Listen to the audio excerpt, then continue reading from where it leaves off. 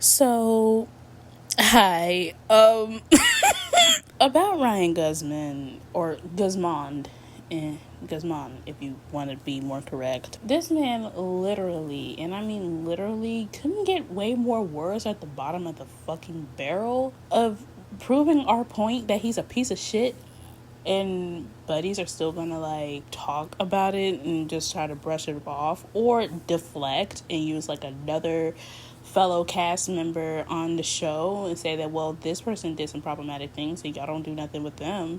And it's literally based off some fucking weird memes that they post 10 years ago. If that doesn't really show you how bad the fandom is or has gotten, I don't know what else to tell you at this point. And I know I left my account, you know, carrying and collecting dust, but girl, listen, life been lifing, and I haven't really been in my best moments, but I do be active on Twitter and TikTok, but I most likely be active on Twitter a lot. So if you know, you know. I'm chronically online, unfortunately. About this new discourse now, apparently that is so new, is that Ryan Guzman is a fucking transphobe. Clap if you care. All right, let's move on. Fork down in fucking kitchen, honestly. Like, we've been telling y'all for quite some time that this man is a piece of shit. He's problematic, and y'all should be holding him accountable. Like, what the fuck else should we need to show you? It don't make it any better that this man follows a homophobic, a church, a mega church that is not very queer friendly, or more Trump leaning or MAGA leaning church anyways, and y'all literally deflect to say, well, Aisha, she follows it. Okay, which is disappointing to say the least, but I don't know what her intentions was. Maybe she just followed it because it's a church. But still, I mean, I'm not surprised, but I just love the fact that I was proved right, though. For those that don't know who Ryan Guzman is, he's a Mexican American descent actor, and he is also known for his roles as Sean Aza in Step It Up films and Noah Sanborn and The Boy Next Door. He is known for his abracadabra bitch. Oh damn. He's really known for his modeling career too, with these companies. And due to a shoulder injury, from him messing up his modeling career, it pushed him to just become an actor instead. Which he also did a bit of journalism, which is like surprising to me. I did not know that. I don't feel like looking for that clip, but I've seen it trend on Twitter at one point. And also, he is on the current running franchise, the biggest franchise called 911, that is currently is underlay with the season 9 as of speak as Eddie Diaz.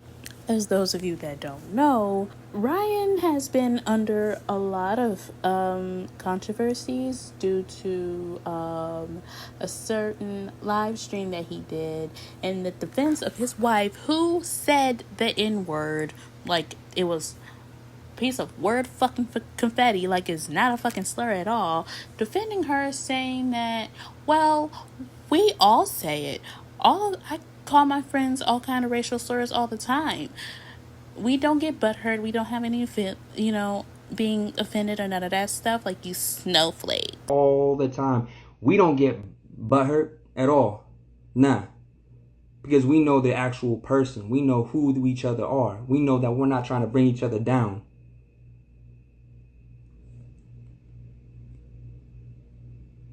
So, what are y'all trying to get at? You trying to prove that somebody that's not racist is racist? Nah. You don't have that power. There is no racist energy coming from this household at all.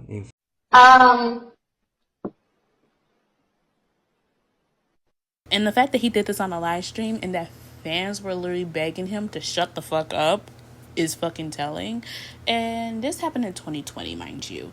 And the peak in the rising that, everybody's in quarantine and Black Lives Matter, George Floyd really, really, really, really wrecked a lot of people. Not just only him, but with a lot of other people like Breonna Taylor, Elijah. I mean, people are even trying to, dig deep with Sandra Bland. I mean, baby, that was a sensitive fucking time, and you want to bring that up? Not to mention, along with COVID stuff, like with the hate crimes on Asian communities with Corona, because Trump, of course, spread like this false narrative that Chinese people started all of this, even though yes, it happened over there, but they thought it was like a common cold and not this pandemic like fucking disease that's around here. And the thing is, it's been here for years. It just got out of hand, and they did not know it was gonna get out of fucking hand. Nobody was eating shit they shouldn't be eating. Of course, they were found in bats, but they weren't eating the shit. Do you think that people like MAGAs and Trump or Ryan Guzman, as that matter, give a fuck? No. Especially when they said, hey, we made a vaccine so they can actually help y'all out, so that y'all don't get it and, it won't fuck y'all up pretty much. He went on to go ahead and repost and go on a tangent, make an anti-Semitic post comparing that to the fucking Holocaust, a genocide of fucking Jewish people. What in the absolute heavenly fuck, sir? And not to mention, he also reposted other stuff that pertains to the Latino community, and not to upperhand it or whatever the case may be, to uplift his community. It was a fucking white guy talking shit about Mexicans and saying that talk about how violent they are. Mind you, it's by some WWE wrestler. I think Donna, he was retweeting it, reposting it, and liking it, pretty much agreeing with it, saying that, they were literally painting Mexican as fucking violent, bro. And of course, Ryan gave out an apology saying that I'm sorry, or quote unquote, I'm sorry, but he really wasn't. He basically, throughout his whole little apology, his fake ass apology, he was saying, well, I don't know why y'all get on to me when Bad Bunny does it and Cardi B does it. First of all, sir, I don't know much about Bad Bunny, but as far as I'm concerned, Cardi B is Afro-Latina. She got some black in her. Bad Bunny might also have some black in him. He may be Afro-Latino. You, however, is a white Latino. You are white, sir. So please take a fucking seat. And now, it doesn't really get much better when he already pretty much follows all alt-right accounts enough. I mean, he just follows them. But I think he liked one of them that is very significant with this one post that he already liked. And it cleared up everything for me and lets me know what the fuck I need to know about him. Also went on podcasts that are definitely Andrew Tate gooners. And he would spill out more red pill rhetoric and more into the trad wife or the trad, propaganda. Basically saying that women need to be more softer, instead of trying to be independent and be like men in this world, because, or whatever the fucking case may be in his mind and how he tried to break it down. The mindset that's being pushed to harden the woman and make it almost like a competition that whatever a man can do, a woman can do, which I believe starts to disintegrate this line of distinction and the beauty and the differences that we offer. How do you navigate away from what the world is pushing, the hardness, the I gotta be an independent woman, to relinquishing that and staying soft and being open to understanding men? How do you... Sir, back the fuck up. And then, not to mention, in this said podcast with the woman in front of him who's a pick-me and also a conservative, he went on to go ahead and mention Conor McGregor, the WWE fighter that was also found guilty on raping a woman. Of course, it was more like a civil suit than a criminal suit. He was found guilty of it and lost that case. And the woman was violently raped to the point that she had to get surgery because she had a tampon inside her. Ryan pretty much dismissed it as him just being disrespectful to his wife. Just, oh, he just cheated on his wife. I don't know how that whole entire thing goes down or whatever. Together, it builds an unbreakable bond. Now, what happens later on in life can be determined by the individual themselves, i.e. like a Conor McGregor, who, I don't know their relationship, but it seems like he likes to step outside the marriage and be disrespectful in a lot of areas. But that's to their relationships. I don't know if that works for them or not. It just seems tumultuous, and it could offer a lot of issues internally for a family. He didn't just step out on his wife. And I mean, yeah, it's disrespectful that he cheated or whatever, but it wasn't just him stepping out. He violated somebody. He sexually violated somebody so violently that she had to get surgery. What is not fucking clicking, nigga? Like, damn. And it don't make it no fucking better that he's now following mega churches, and now he follows this one church that, not church, but it almost seems as though like a fucking cult. But if he ends up being in a cult, a certain fan base will go ahead and start catering to him and start babying him. Our buddies, they're fucking buddies, because buddies, for whatever reason, they love to go ahead and defend and deflect as like a cope mechanism, because they just only want their ship to happen. They don't give a fuck about Ryan. They don't give a fuck about none of this shit that they talk about. It's more so the fact that their ship is going canon, and it's like, bruv, my brother and sister and all in between in Christ, you're not getting it. And the reason why with this current situation with Ryan now is like going out of hand or whatever, or them crashing out perchance, is because they know that their ship ain't happening, and it never was gonna happen. I mean, they should have been clocked it 3 seasons ago, but it's just, I don't even know. And not to mention their deflection, they would say, well, what about this actor on the show? What about Asha? What about Oliver? What about Lou?